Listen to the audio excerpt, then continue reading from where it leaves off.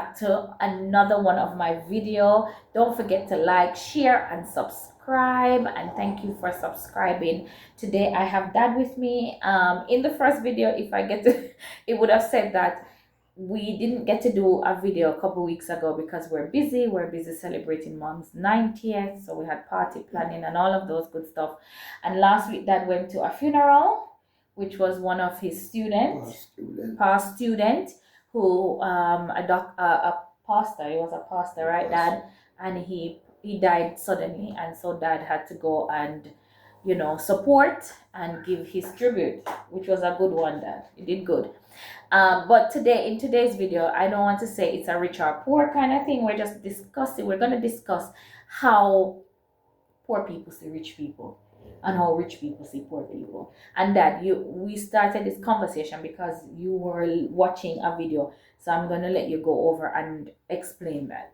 What was the video you were watching? Right, it's a Nigerian thing where they were showing how this millionaire was treating a poor man because he assumed that he was a beggar.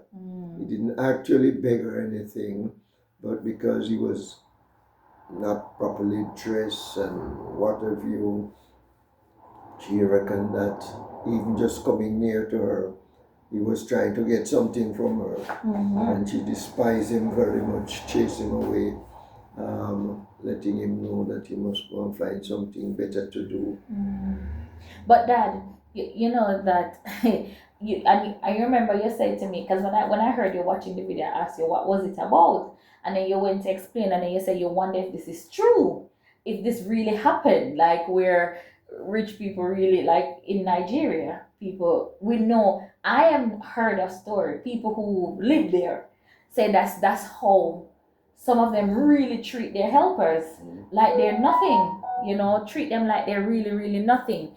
And so that started a conversation between us. We took it back home to Jamaica. And then I say to you that sometimes the reason why poor people end up probably despising rich people, it's because sometimes those who have money don't pay. So as I was saying before, I would say a person who's good at ironing, and she come and give her a day's work, and you know that what she has done deserve maybe $6,000 for the day because she did a good job. She spent the whole day standing up on her feet. That's what she does for a living. That's how she take care of her children. That's how she send them to school. That's how she buy them clothes. That's how she buy them food. That's how she pay for her electricity and water and all of those things. But you look at her at the end of the day and give her $3,000. They start to despise rich people because they're like, I know you can do better. Why are you giving me this? What do you think about that? In one of my recent videos, I posted something suggesting to us that in most cases, we determine how people treat us. And to a large extent, that is true. Let's look at ironing for people. I would like to emphasize the whole thing with a story, which is a true story. I met this young lady. She came to Britain. She didn't have anything, didn't have a job, but she was very good at ironing. And she discovered that a number of people around her, quite a goodly number of people around her, had baskets of clothes that when they want a shirt, they go and pull out a shirt, they want a dress and they press it, and the basket is always full. So she began to ask around. But now it's not just to go and iron for somebody and they just give me something. Try to find out what it costs at the laundry to press a shirt, to press a dress, to press a baby's uniform, etc., etc. So she would reduce that to a good amount. When she get there, she would tell them her price. And when she finish, there you have 10 shirts, it's 10.50p. You have so many dresses, it's so much. You see some people just dash along and they grab anything, and so you always have people around that will take advantage of your Of the situation. situation. And that's good, Dad, because what you said there. So in other cases, you're saying the man who find himself in poverty, sometimes them are the cause of it, because you need to know, at least have some standard. Set That's a right. standard. So if a man call you to come and build up them yard for the day, you must have a price. That's You right. mustn't just make the man who call you set a price, because he's gonna set a price according to what he think he want give you. But if I set my price, if I set my price, if I say okay, for the day to do the yard is 7,000, and you say, boy, I can't afford 7,000, but I can give you 5,000 or 6,000, then it's for me to say, all right, then I can bring it down to that. But you must set a price. And one of the things I realize in Jamaica is that sometimes people say, you will ask them, so how much is it for your day's work? And they will say, well, you can't pay. No, because right now you give me something. I said, just give me something, man. No, because in that way, I can give you anything. I can give you $2,000. You need to have, because what you're doing is a business. Some people might look at it as menial, but it is very necessary for you to come into my house and iron my clothes. I need it because sometimes I don't have the time. So that is a service that I need. So you need to make sure, so as you said, market yourself. Look at what you're doing as marketable, and not just, me just a do.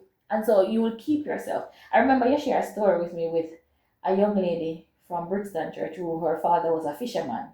Okay. Tell the story, because that's an interesting Oh, story. well, she wasn't from the Brixton. Was from England. She's from England, okay. Her daddy was a fisherman out here. They came out here and they stayed with the daddy for a little while.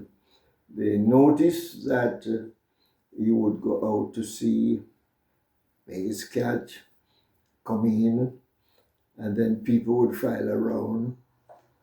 He didn't have a scale, he didn't have a notebook, have nothing at all. He sort of take up the fish in his hand. This one 4 pound of fish. He kind of give me another one, and so on.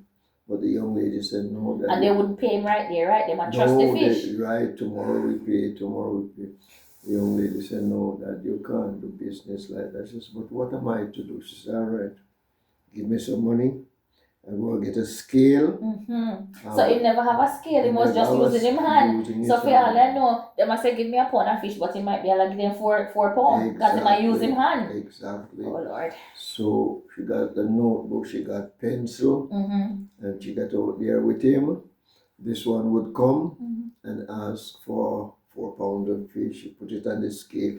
They did not like that at all. It never used to be like that. They said, no, it's going to be like that. Because them not rob him, because them know. And now that one would take so much.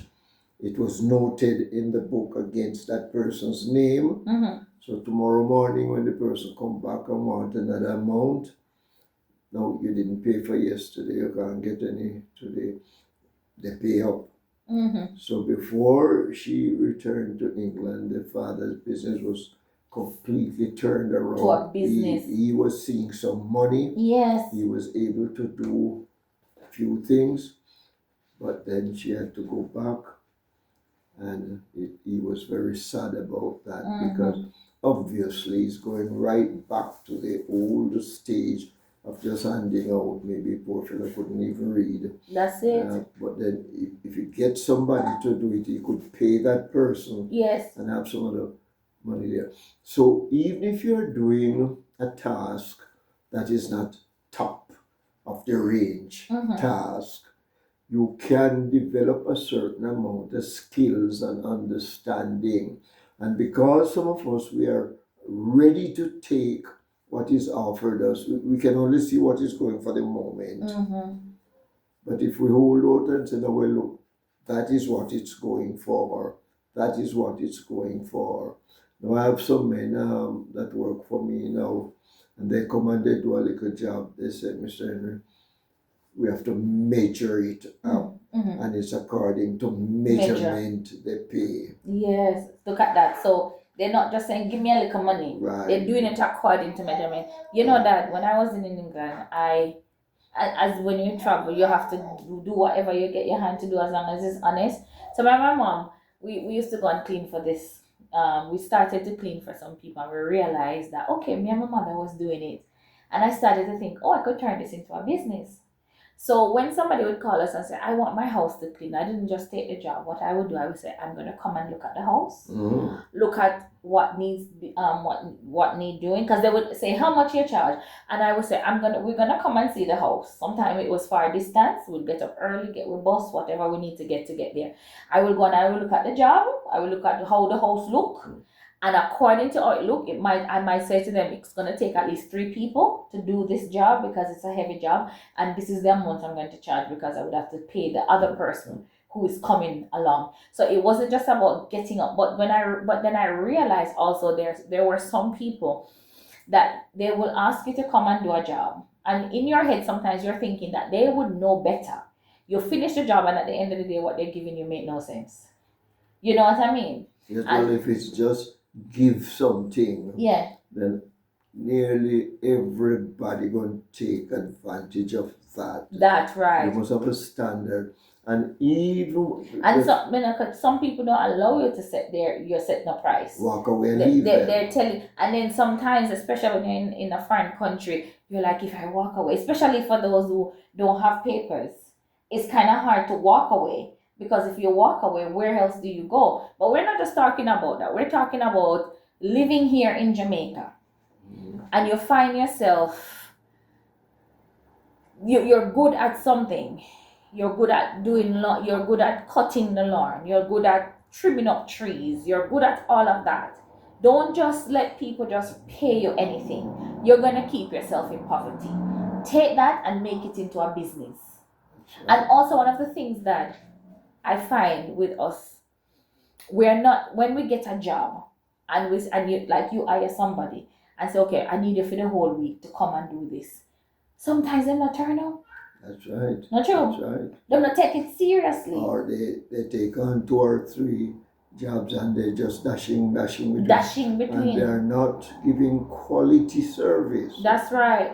So they're not spending time to do your work and to finish it.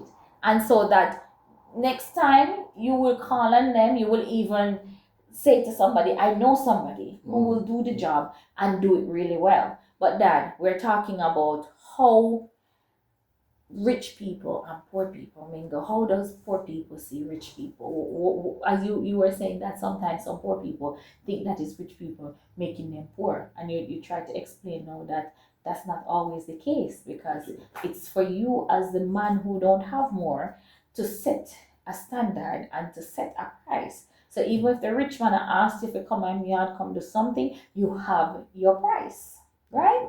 You have a standard you're working with. You show up, you do your job, and in that case, if the man pay you less than what you set it for, you have a right to walk off of that job and never to return. Not true? That's right. And then at the same time, you have some people doing these jobs, carrying out these tasks.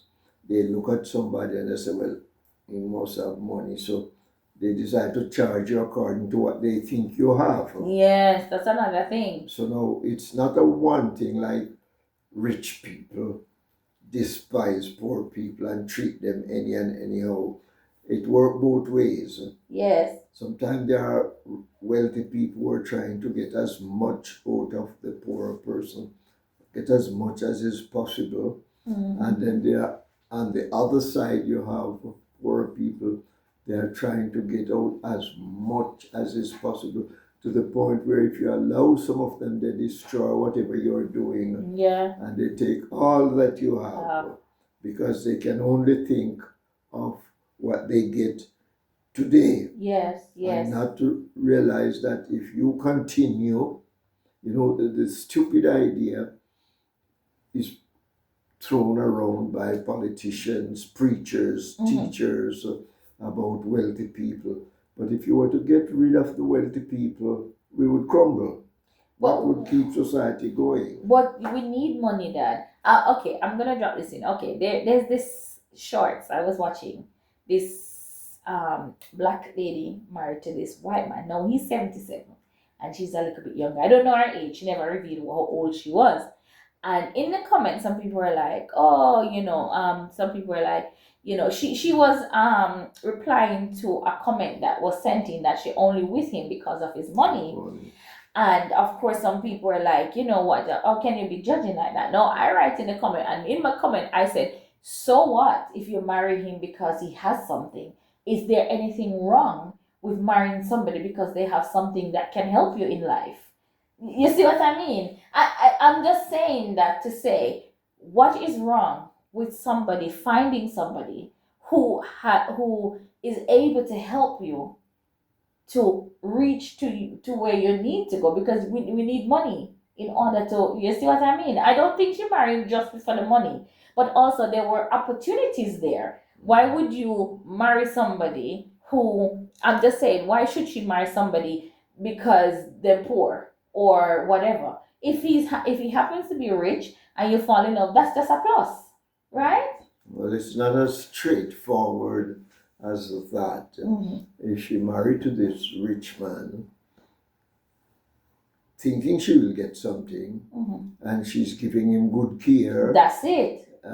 Helping him to exist. Yeah. And not just get in and have her eyes on his money. Yeah. And take time killing but him. But as you can see, she's taking good care of him. To the video and what he said, they go out. She take good care of him. He looks good, because even people that is saying he doesn't look like 77 and he's a white man, right? He doesn't. You can see that they take care of each other. So that's what I mean. That so even though he has money, yes, there's love there, but she's also caring for him. That's what she brings to the table. She brings the fact that she cares for him, and in return he cares for her. It's just that he has the money. And so therefore, I was just saying nothing is wrong because sometimes society, if somebody finds somebody with money, immediately they start to think you're just with that person for that money. And it's not true, but it's also helpful to know that you have that security. Yeah, because you see some people, they have the poverty mentality so much that that's right. They think that others should not think of money at any time. Right. But then, if she sees this man, she's going to care for him. And at the end of the day, yes, she realizes that she will get something. Yeah. And that's quite all right. That's quite all right. That's quite all right. And Dad, before we go, we talk about poverty and money and society. We know from biblical time that's always been. But how does God look at money and us? Does God want us to have money, or is it that we're supposed to live in a place where we just continually go like, Lord, I don't know me, I get no, me don't have nothing. I have to go pray and ask the Lord to provide, and nothing is wrong with that. We pray and ask the Lord to provide. What does the scripture teach us about wealth? Well, it's hard to give all of that. Yes, in just one give a short snap. video. So yes. What they can do is watch my Universal Stewardship Concern channel, and I cover much of that. Some people, they are fully convinced that the Lord wants them to be in poverty so that they can be disciplined and make it to heaven. Kingdom of God. Much of what is being pushed around in that area. I've heard preachers recently. I heard a preacher saying, well, Jesus is coming so soon. We shouldn't be thinking about money. We should be thinking of how we can be in the kingdom. What is the kingdom? So a lot of false ideas have gone around. And so people think it have to be an either or. As far as I can, as much as I have gone through the scriptures, look at what is there. God wants his children to be prosperous. Why would Jesus say, I've come to give you life so that you may have it more abundantly? Abundant life, yes, it's not just where you just grab money, because you can have money and don't have life. The abundant life is with having Jesus, but also as you have Jesus, he helps you to prosper. He helps you to grow. He helps you to grow financially. Because I remember one preacher said, you come to Christ as you are, but he doesn't keep you as you are. When you come, if you come dunce, you're supposed to learn to read. If you come not have no ambition, by the time the Lord finish with you, you're supposed to have ambition. Because God don't want any of us to be in poverty and be in I remember growing up in a church that where in that church they don't throw tithe. They don't give tithe. And they were one of the poorest congregation, including my mom was there. It was so poor that they couldn't help each other because they were not doing one of the things that God asked them to do, which was return. But then again, they didn't even have jobs to return tithe, and so as you say that God wants us to prosper, right? God wants the rich man to prosper, and He wants the poor man to prosper. I guess people use the text that says it's easier for a camel to enter into heaven, so into the eye of a needle, than for a rich man to. And so they're automatically thinking that rich man won't make it to heaven because rich man is just on their riches. There's a difference. Rich man without Christ, their mind is on their riches. But Jesus gave them the answer to that is, with men it is impossible. With God, all things are possible. That was a sort of message to that young man. Yes. It is not a universal message that all of us go sell all whatever and give to the poor. And if we follow this story through, don't just read the first part, where it seemed to be saying that you just get rid of what you have and come follow me. Jesus was not calling the young man to poverty. No. Jesus was calling him to true wealth. Wow. When you read down to the end part of the story found in Mark chapter 10, when you read down to the end part of the story, Mark chapter 10, so you can go and read it. That he that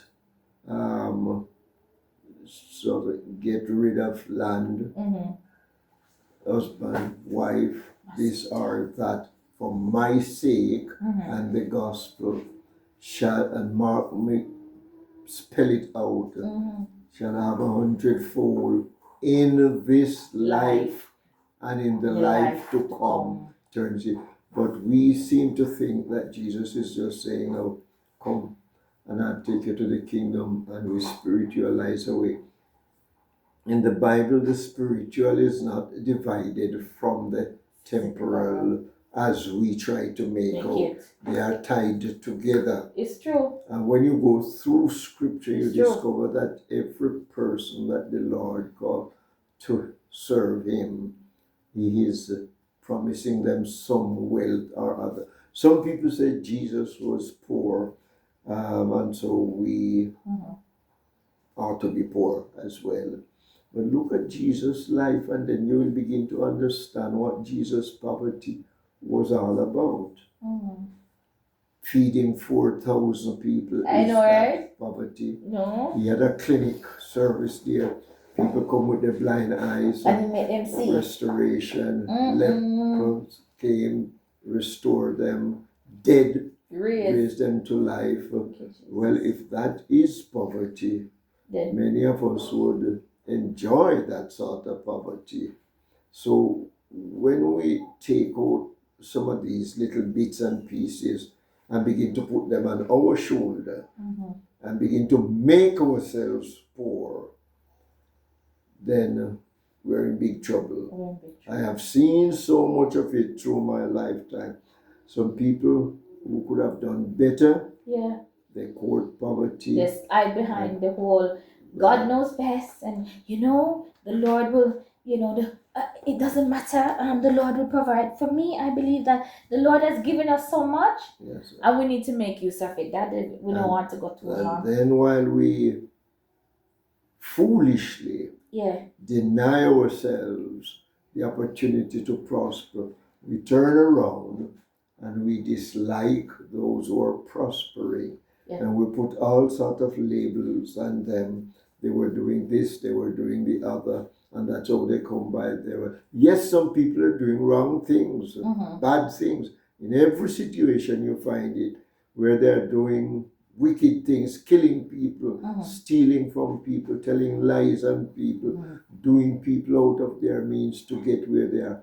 But you have honest, sincere people who work hard for their living and they are helping other people at the same time. Thank you, Dad. So it's not just rich over there, and poor over there, those dislike those dislike those. No. You have rich people, they will be going down the pathway of the demons because of what they have done. You have poor people over there because of what they have done, what they are doing. They will be going the same pathway. So what we need to do is to look at ourselves, evaluate our skills, our possibilities, and organize our lives so that we can be what the Master of the universe wants us to be. He wants us to be prosperous, healthy, wealthy, and wise. Okay, so that comes from that universal stewardship concern. So for those of you who are Adventists out there and you're here in Jamaica and you want to ask him to come by and do a universal seminar, is here. Just drop us an email.